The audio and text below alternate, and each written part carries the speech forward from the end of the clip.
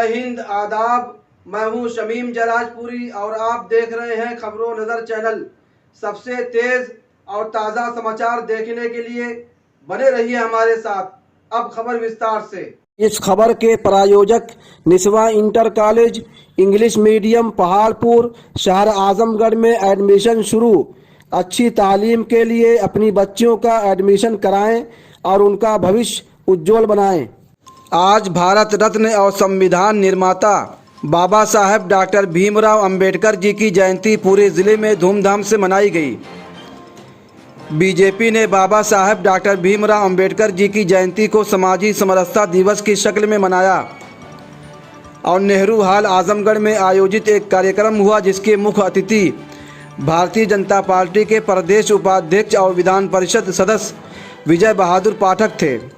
इस अवसर पर भाजपा जिला अध्यक्ष ध्रुव सिंह, लालगंज अध्यक्ष ऋषिकांत राय, पूर्व जिला अध्यक्ष जयनाथ सिंह, पूर्व जिला अध्यक्ष प्रेम प्रकाश राय और भाजपा नेताओं में कृष्ण मुरारी विश्वकर्मा, दिवेंद्र सिंह, अरविंद जायसवाल, घनश्याम पटेल, श्याम सुंदर चौहान, अखिलेश मिश्रा, रमेश यादव, मनोज यादव, रामपाल सिंह और परवीन सिंह सहित बड़ी संख्या में नेता और कार्यकर्ता मौजूद थे।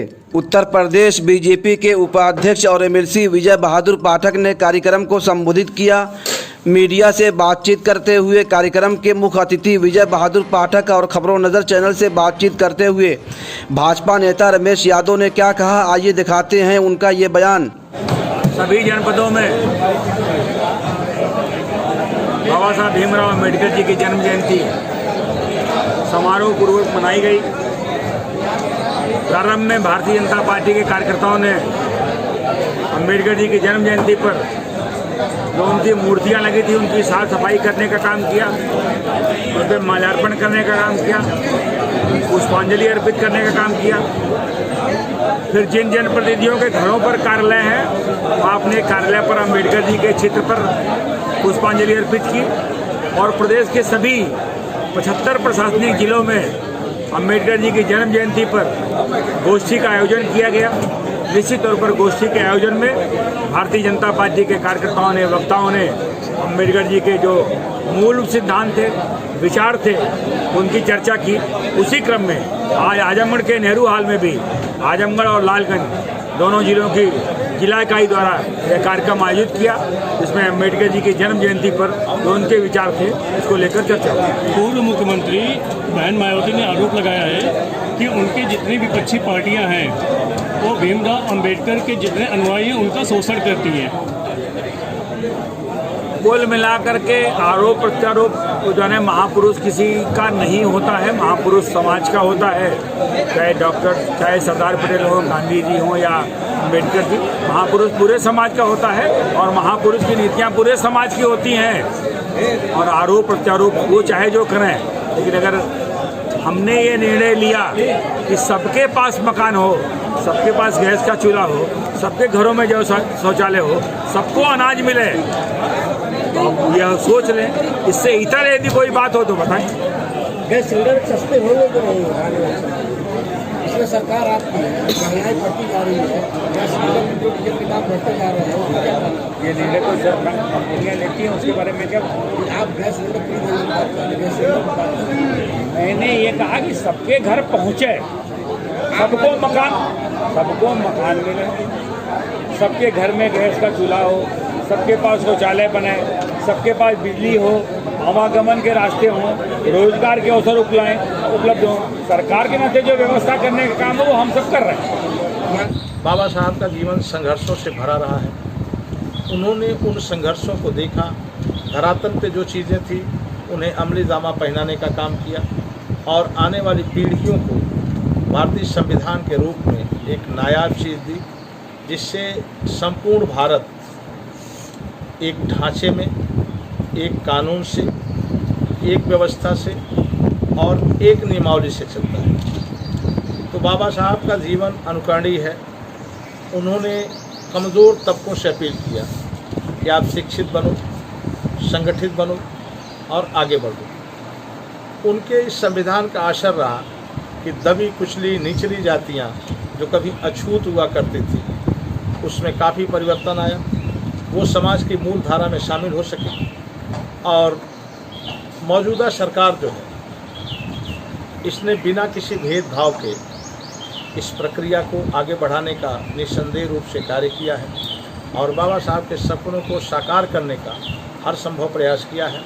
हम पूरे क्षेत्रवासियों को, देशवासियों को इस ऐतिहासिक दिन के लिए शुभकामनाएं देते हैं, बधाई देते हैं और सबसे निवेदन करते हैं कि बाबा साहब के बताए हुए रास्ते पर चल करके एक संगठित, समतामूलक, संवैधानिक देश के निर्माण में अपना योगदान दें।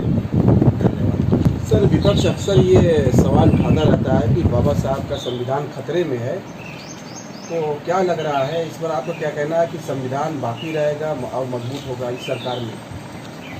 देखिए, विपक्ष होगा या पक्ष होगा,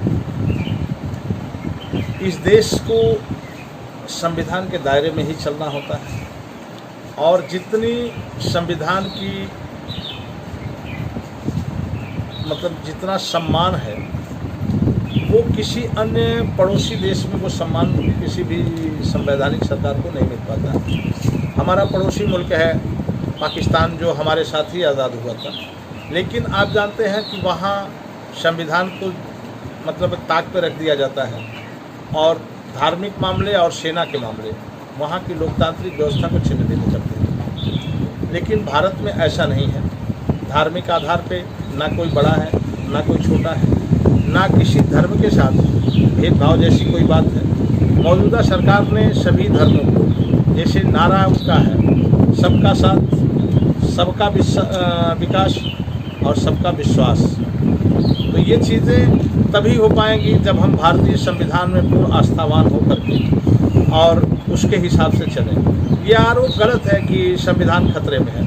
संविधान में उत्तरोत्तर एक नई ऊंचाइयां इस देश ने उनको प्रदान किया है और हम आशा ही नहीं, विश्वास भी करते हैं कि संविधान पे किसी प्रकार का कोई खतरा नहीं होगा, नहीं तो देश में दिक्कत बढ़ जाएगी। तो रमेश यादव की जो विचारधारा है, कहा जाता है कि रमेश यादव बौद्ध मज़हब की विचारधारा रखते हैं, तो ये सोच आपको कहाँ से मिली है, ये कैसे पता? देखिए, मैं दर्शन शास्त्र का छात्र रहा हूँ और दर्शन शास्त्र में सबका सम्मान करने के लिए कहा जाता है।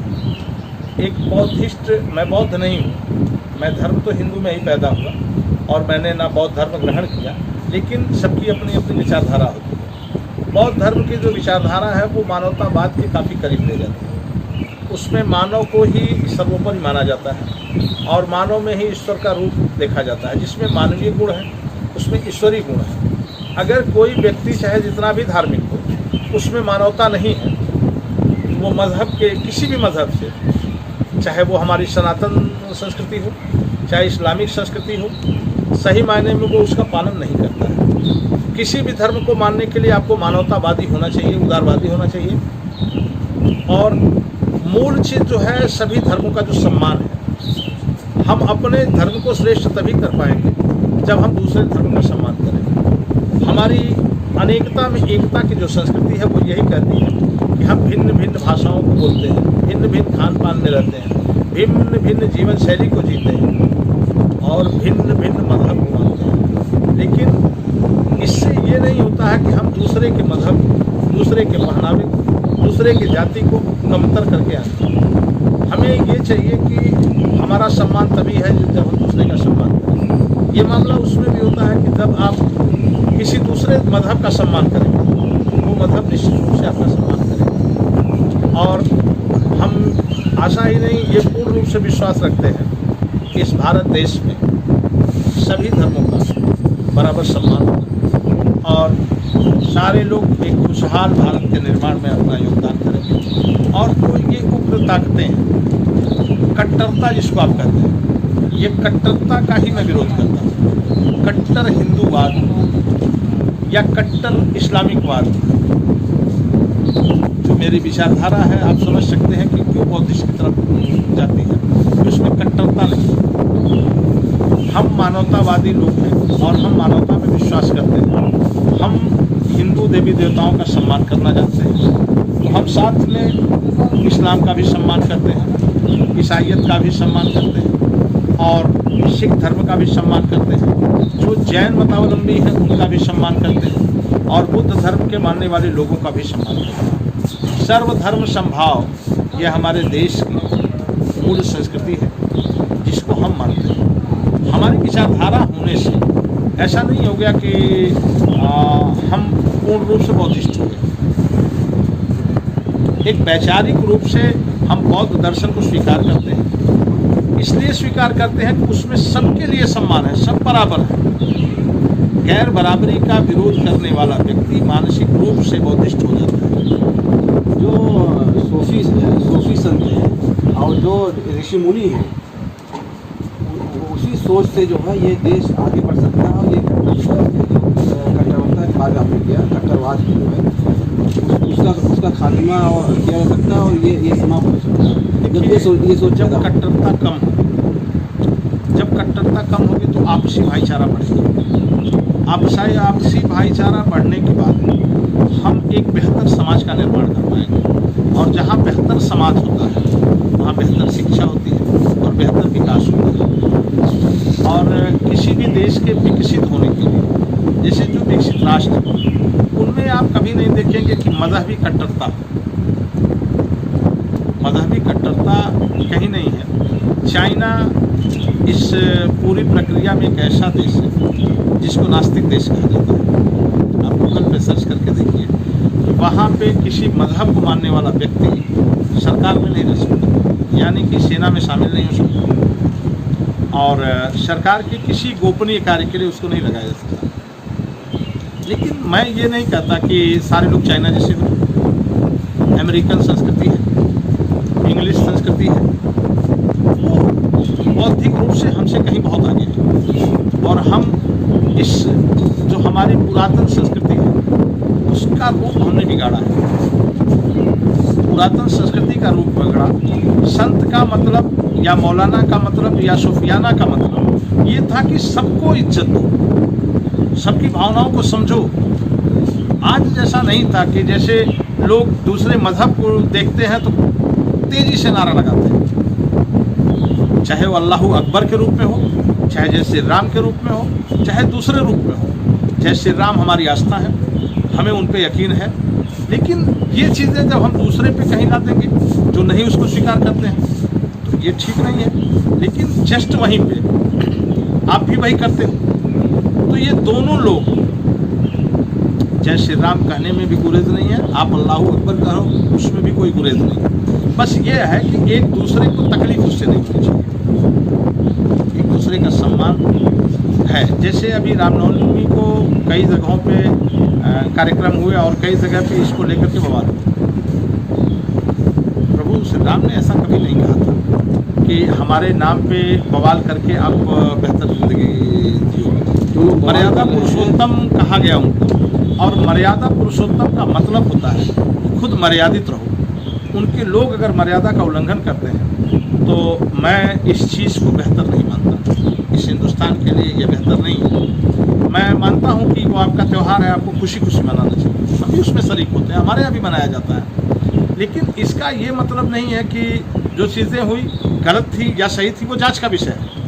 लेकिन जो तस्वीरें दिख रही थी जगह जगह पे, वो चीज़ें कहीं न कहीं से ठीक नहीं थी। उन पे स्थानीय सरकारों को नियंत्रण करना चाहिए था। और हमें गर्व है कि उत्तर प्रदेश जैसे बड़े राज्य में आदरणीय योगी जी की सरकार में इस टाइप का कोई कार्य कहीं पे नहीं हुआ जिसको आप मजहबी रंग देने के रूप में देख सकें। यहाँ सबके साथ, जैसे आपका रमज़ान चल रहा है, हमारा नवरात्र चल रहा था, कहीं कोई दिक्कत किसी को नहीं हुई। दिक्कत होती है समाज के उन ठेकेदारों से जो इसको कहीं न कहीं से रंग देने की कोशिश करते हैं।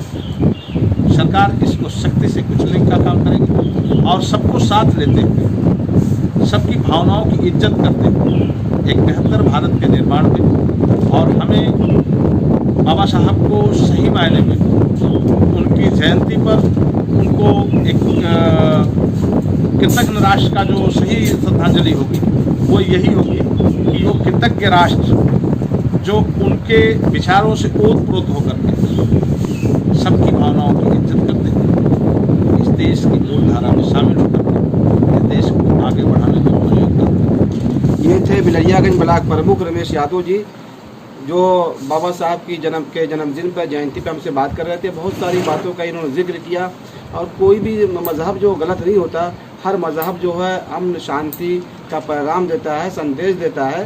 खबरों नज़र चैनल के लिए शमीम जराजपुरी, आजमगढ़।